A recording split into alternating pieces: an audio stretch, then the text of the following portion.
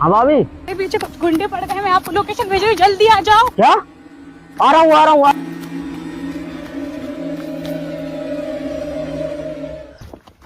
भैया कौन था भाभी जो आपको परेशान कर रहा था? उसकी माँ की। कंट्रोल भैया कंट्रोल। अरे भाभी माँ समान होती है और कोई मेरी माँ को परेशान करे उसकी तो मैं। वैसे अमन आपको अकेला छोड़ के चला कहाँ गया? वो तो आपके साथ गया था घूमने।